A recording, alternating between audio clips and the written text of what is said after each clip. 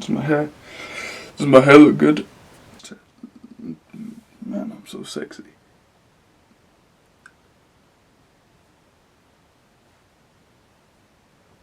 Be aware of your speech, be aware of your ums and ahs, be comfortable with pauses, and just read and write a little. Those are the things that you need to become better at speaking, so I'm not going to waste your time more than I have to, other than now where I'm just going to waste it just a little bit. If you're new, my name's Vanch, and I upload 2 self-improvement videos a day with things that you can genuinely just apply in your life and see an improvement, or like mindset shifts and stuff.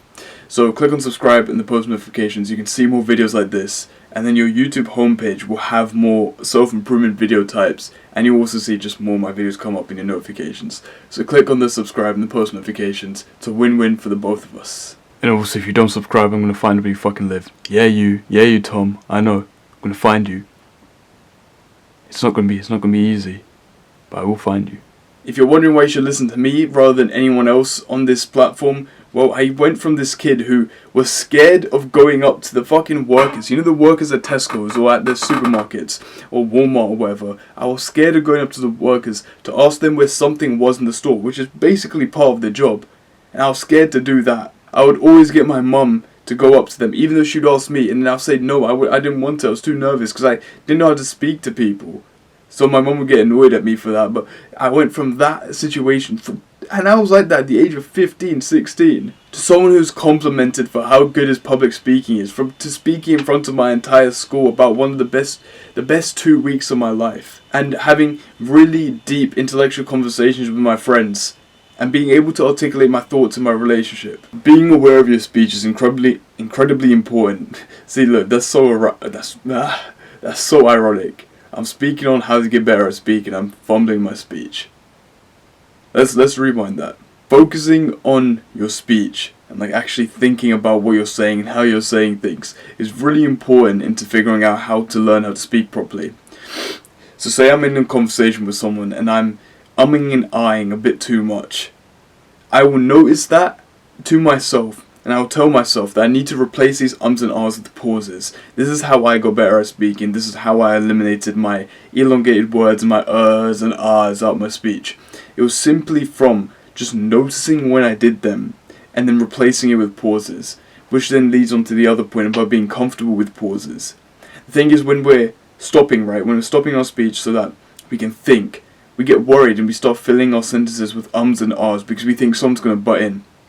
So say you've grown up in like a household like I have, where when you're speaking, you're trying to bring a point across. When you stop, someone will instantly butt in and cut off your point. Then you have to fill in the gaps with something like ers, ahs to make sure that they know that you're continuing to speak. So then it's become imperative for us to be like instead of taking pauses because we're scared someone's going to butt in.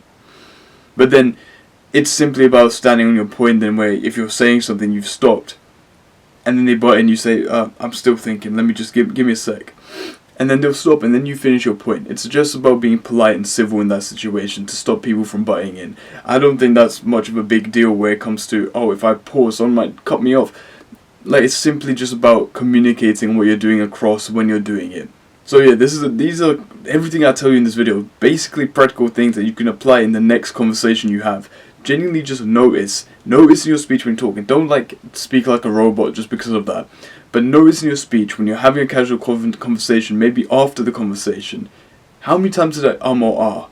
Or how many times did I elongate my words? How many times did I stall? And then think about replacing those ums and ahs with pauses. And just stopping in your speech when you need to think about something. Or when you need to make a point important. So stopping at the end of a point, say you've said something important, stopping after you said that will give it importance because it lets everyone process what you've just said. So that's the first thing, just genuinely analysing your speech, knowing when you and ah and replacing those ums and ahs with pauses. The second thing I would tell you is to genuinely just listen to people, your favourite speakers, out online. It hasn't been easier to listen to your favourite speakers and the best minds of the world. Like, we have podcasts, we have audiobooks, we have YouTube. Listen to those speakers, see how they speak, see how they craft their sentences. And the more you listen to them, you know how you've heard the term, you're the sum of the 5 people that you spend your most time around. You are the sum of the 5 people you watch on YouTube or listen to on podcasts. And if you take all those people and listen to how they speak, you'll end up speaking like a summation of those 5 people. And that will genuinely improve your speech. You'll see sometimes they'll go and ah, but majority of the time they are crafting their sentences with pure thought. So Jordan Peterson, for example, he will take massive pauses just to pause and think about what he's going to say next. And that's what you have to do. When you get in a conversation, you don't need to reply instantly. If someone said something, stop and think.